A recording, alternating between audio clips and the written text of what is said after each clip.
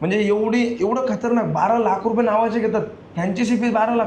अहो सर, 12 लाखामध्ये तुम्ही 2-3 लाखामध्ये एका चहाचं आउटलेट टाका, त्याच्यामध्ये तुम्ही पैसे कमवसाल. मटण 850-900 रुपये किलो झालं, त्याच्यामध्ये तुम्ही 250 रुपये तुम्ही थाळी विकू राहिले, तुम्ही शाखा घेऊन राहिले.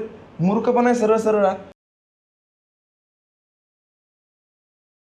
मित्रांनो नमस्कार. तुम्हाला हॉटेल व्यवसाय सुरू करायचा आहे, परंतु तुम्हाला नेमकं सुचत नाही की तो कसा करावा, किंवा तुम्ही अशा काही बातम्या ऐकतायत की अमुक व्यक्तीने 200-250 रुपयाची थाळी असलेली शाखा सुरू केली, परंतु ती बंद झाली. त्यामुळे तुमच्या मनामध्ये खूप शंका आहेत की हॉटेल सुरू करावं की नाही करावं, कारण आपण लाखो रुपयाची गुंतवणूक करतो आणि त्यानंतर आपल्याला खूप अडचणींचा सामना करावा लागतो.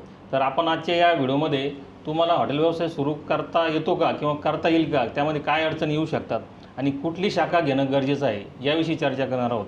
तर मित्रांनो, मी सध्या पुणे शहरामध्ये आहे आणि अतिशय नामांकित अशा हॉटेल सावजी किचनची ही दुसरी शाखा या ठिकाणी सुरू झालेली आहे, विमाननगर भागामध्ये. तुम्हालासुद्धा व्यवसाय सुरू करायचा आहे तर कसा करता येईल हे आपण जाणून घेऊ. आपल्यासोबत या हॉटेलचे मुख्य मालक आहेत नंदराज काकर, त्यांच्यासोबत आपण चर्चा करणार आहोत. नमस्कार, आपलं स्वागत आहे. नमस्कार. नमस्कार. तर आपण आता चर्चेला जी सुरुवात केली की हॉटेल व्यवसाय खूप जणांना करावा वाटतो, बरोबर, परंतु त्यांना सुचत नाही. तर तुमचा काय अनुभव आहे, तुम्ही काय सल्ला द्याल? मी 2019 पासून या क्षेत्रात काम करतो. जस्ट नेमकं येवले अमृततुल्यचा ज्यावेळेस ट्रेंड आला होता फ्रँचायसीचा, त्या टायमात मी मटका मिसळच्या फ्रँचायसी रन केल्यात. मला काही गोष्टी आल्यात, काही आढळल्यात, काही माझ्याकडून चुका झाल्यात.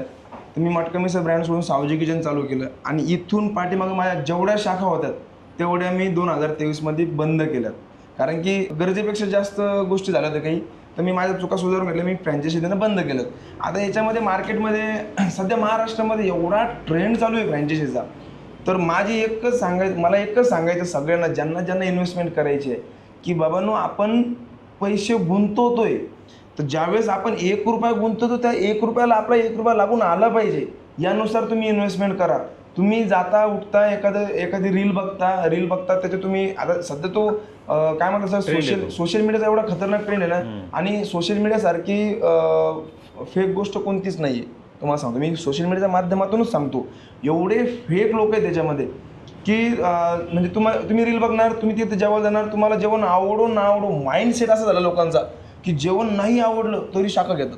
आता मी संभाजीनगरमध्ये तुम्हाला सांगतो, मी 250 रुपयात काही 3-4-5 वर्ष महिन्यापूर्वी काही ब्रँड आलेत, 3-4 ब्रँड आलेत, म्हणजे 2-3 सेम ब्रँडच्या 4-5 शाखा आल्यात.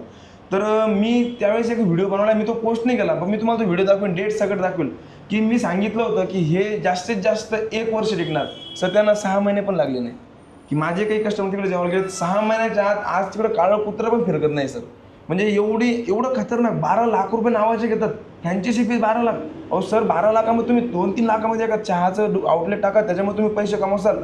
हे 12 लाख रुपये तुम्हाला ते 12 लाख काढण्यासाठी, आता ऑब्व्हियसली तुम्ही जर 250 शाखा देतात, तुम्हाला प्रॉफिट मार्जिन कमी राहणार आहेत, आणि एवढं प्रॉफिट मार्जिन कमी असल्यामुळे तुम्ही तुमचे 12 लाख रुपये कधी कव्हर करणार? 12 लाख फ्रँचायसी फी देणार, त्याच्यानंतर वरतून तुम्ही इन्व्हेस्टमेंट करू राहिले. याच्यामध्ये तुम्ही सरळ तुम्हाला एकच सांगतो, तुम्ही ज्यावेळेस फ्रँचायसी घ्यायचं ते सर, हे जे असतात नाही, यावंच लागतं, जावंच लागतं. यांना पहिली गोष्ट फ्रँचायसी स्पेलिंग पण येत नाही, म्हणजे सॉरी टू से, पण मी खरं बोलतोय आज.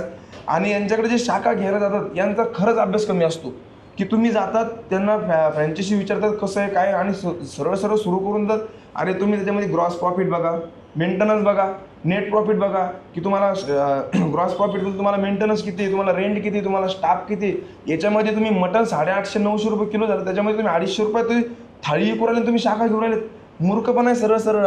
असं कोणता ब्रँड आहे मला सांगा. मी स्वतः सांगतो, मी 50% तुम्हाला प्रॉफिट देतो. मी प्रेफर नव्हतो, मी तयार नव्हतो शाखा देण्यासाठी. मला माझे हे अनिकेत सर जे आहेत, हे शाखेचे ओनर जे आहेत, हे माझे 2-3 वर्षाचे रेग्युलर कस्टमर आहेत, आणि त्यांनी मला खूप वेळा फोर्स केलं की मला शाखा द्या, पण मी तयार नव्हतो सर. ज्यावेळेस मी स्वतः नेट प्रॉफिट काढला, ग्रॉस प्रॉफिट काढला, आणि 5% रॉयल्टी साईडला ठेवून सुद्धा मी प्रॉफिट काढला, त्याच्यानंतर मी शाखा देण्यासाठी मी तयार झालो. आज हे अनिकेत सर आहेत, हे वेल एज्युकेटेड आहेत. माझ्याकडे येणारा जो कस्टमर वर्ग आहे हा तर शिक्षितच आहे, कारण की मी प्राईस त्या लेवलला ठेवलेले आहेत. बाकी माझ्याकडे लोक येतही नाही. आणि म्हणजे मला सांगायचा उद्देश आहे की तुम्ही ज्यांना शाखा देता किंवा तुम्ही ज्यांच्याकडून शाखा घेतात ते जवळपास सेम लेवलचे असतात, त्यांचे विचार सारखे असतात.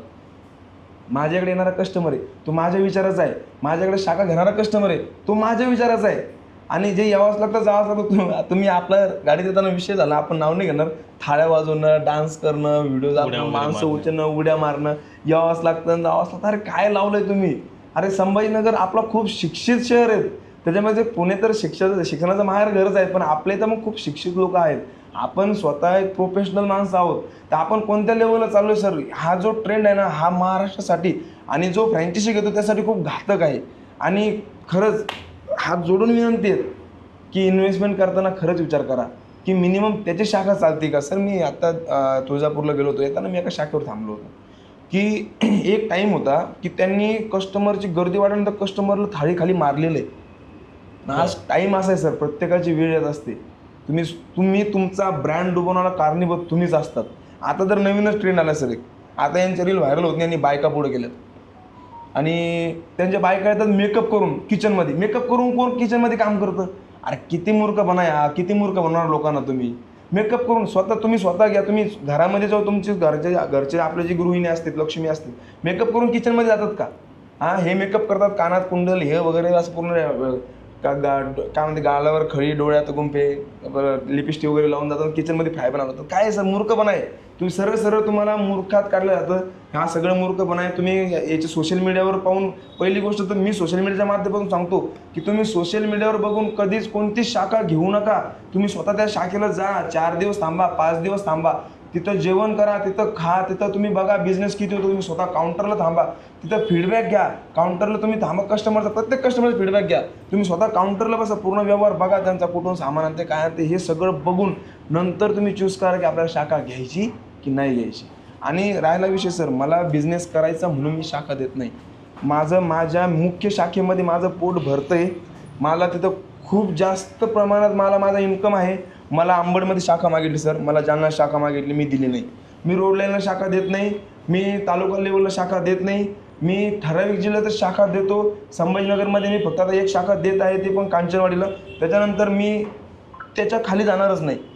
की मला आंबडवाला कस्टमर होता, मला म्हणे तुम्हाला माज आला. म्हणलं सॉरी सर, मला माज नाही आला, मला शाखा बंद नाही पाडायची. कारण मी प्राईस कमी करू शकत नाही, कारण मी त्या लेवलचं याच्यामध्ये यूज करतो सर. खडे मसाले मला तुम्हाला चांगल्या प्रकारे म्हणजे सर, खडे मसाले काय रेट झालेत, खोबरं काय रेट झालं.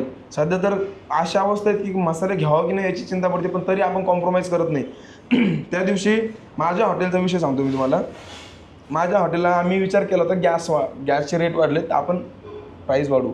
पण मी काय केलं की एकदा आपण बघू म्हणलं आपले कस्टमर किती आहेत, रेग्युलर किती आहेत. तर याच्यातले फक्त 5 टेबल, त्या दिवशी माझा 70,000 बिझनेस, त्यातले फक्त 5 ते 6 टेबल नवीन कस्टमर होते. एवढा माझा कस्टमर बेस, रेग्युलर कस्टमर, मला कस्टमरची ऑर्डर घ्यायचं काम पडत नाही, एवढे माझ्याकडे रिपीट कस्टमर आहेत. आता तुम्ही सांगतो जे 250 वाले आहेत, हे रिपीटेड कस्टमर नाही आहेत, हे फक्त गर्दी करणारे, वन टाईम जाणारे. अरे यांची रील आपण बघितली, चला एकदा खाऊन बघू बस, त्याच्यानंतर कोणी जात नाही. ह्या शाखेला 1 महिना झाला ओपनिंग होऊन, या शाखेला 70% रेग्युलर कस्टमर आहेत. हे मी स्वतः सरांकडून तर फीडबॅक घेतलेत, कारण की आम्ही रिव्ह्यू घेण्यासाठी कस्टमरला करतो. सर आम्ही मागच रिव्ह्यू दिला आम्हाला, त्याच्यामुळे आम्ही प्रत्येक कस्टमर जसं टेस्ट कशी वाटली, कस्टमर म्हणतात की आम्ही रेग्युलर आहेत, तरीसुद्धा आम्ही त्यांना विचारत असतो. काहून विचारतो? फक्त आम्ही चेक करतो की आपल्याकडे रेग्युलर कस्टमर आहे नाही आहे. कारण याच्यामध्ये काय ना सर, हॉटेल लाईन असे की तुम्हाला रेग्युलर कस्टमरशिवाय पर्याय नाही. रेग्युलर कस्टमर तुमचा एका ठिकाणी येऊन बिझनेस येऊन लॉक होतो, आणि ज्यावेळेस तुमचा बिझनेस लॉक होतो तुम्ही लॉसमध्ये जात नाही, ते 100% खात्री घेतो आपण. बरं, तर आता शाखा घेण्याच्या काय अटी तुमच्या प्रामुख्याने? माझ्या खूप जास्त एक्स्ट्रीम लेवलच्या अटी आहेत. त्याने कस्टमर ज्याला समजा असं असतो की मला शाखा घ्यायची, बिझनेस करायचा, तो डायरेक्ट येतच नाही.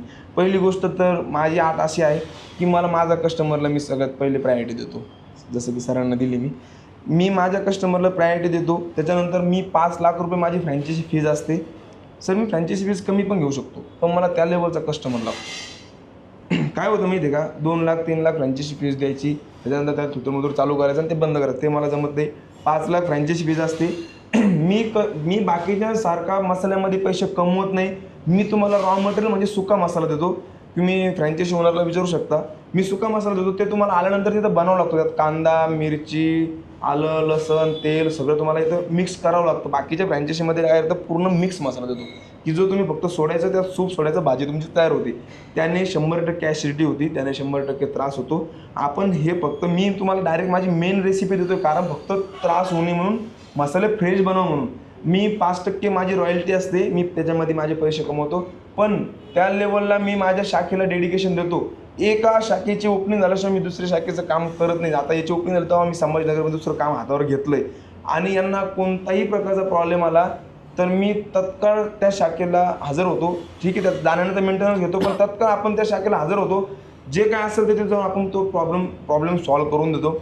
आणि टेस्ट जी संभाजीनगरमध्ये आहे तीच पुण्यामध्ये आहे आणि जी पुण्यामध्ये आहे तीच तुम्हाला तिसऱ्या शाखेत मिळेल, याची 100% मी हमी घेतो.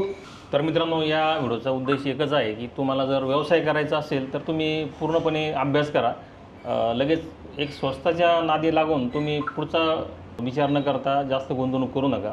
त्यांच्यासोबत आपण चर्चा यासाठी केली, त्यांच्या माध्यमातून किंवा त्यांच्या हॉटेलचं हे प्रमोशन नाही, त्यांचे काही अनुभव जे आहे ते आपण मांडले आहेत. खरं म्हटलं तर त्यांचे जे रेट आहेत ते पुणे शहरामध्ये 400-500च्या पुढेच आहेत आणि छत्रपती संभाजीनगरमध्ये सुद्धा त्यांचे एवढेच रेट आहेत, तरीसुद्धा त्यांना खूप गर्दी होते. म्हणजे त्या प्रकारचा वर्ग त्यांनी निवडलेला आहे. म्हणजे ग्राहक आपला कसा आहे त्यावर सुद्धा आपल्या व्यवसायाचं गणित अवलंबून असतं. तुम्ही जर कमी रेटमध्ये ठेवले तर तुमच्याकडे तसेच लोक येणार आणि त्यांचीसुद्धा अपेक्षा असते की कमी रेटमध्ये आपलं जेवण मिळालं पाहिजे. तर हॉटेल मालक जे आहेत ते सुद्धा तुम्हाला तसंच जेवण देऊ शकतात. ते सुद्धा फार क्वालिटीचं जेवण देणार नाही. म्हणजे आपल्याला इतरांना सुद्धा काही नावं वगैरे ठेवायचं नाही, परंतु व्यवसाय करताना म्हणजे मेन म्हणजे आपला उद्देश आहे की व्यवसाय करताना आपली गुंतवणूक वाया जाऊ नये, त्यासाठी थोडा वेट करा आणि चांगल्या दर्जाचं जेवण द्या. तुम्ही त्याचे रेट जास्त ठेवा, कारण कस्टमर रिपीट येणं यावरच व्यवसायाचं गणित अवलंबून असतं. तुमच्याकडे एकदा व्यक्ती आला तो पुन्हा आला नाही हे तुमचं अपयश आहे. त्यामुळे तुमच्याकडे किमान 10 लोकातून 7 लोक जर पुन्हा रिपीट जेवण करण्यासाठी आले तर तेच तुमचं यश आहे आणि त्याच माध्यमातून तुमची शाखा ही यशस्वी होऊ शकते. तर मित्रांनो, तुम्हाला जर शाखा घ्यायचीच असेल तर समोर त्यांचा नंबर आहे, त्यावर सुद्धा तुम्ही कॉल करू शकता. अधिक माहिती घ्या आणि थेट डायरेक्ट कुठंतरी रील बघून किंवा कुठंतरी व्हिडिओ बघून तुम्ही विचार न करता त्यांच्या ग्लॅमरसला न भूलता व्यवसाय सुरू करा. तर मित्रांनो, हा जर व्हिडिओ तुम्हाला आवडला असेल तर लाईक आणि शेअर जरूर करा. धन्यवाद.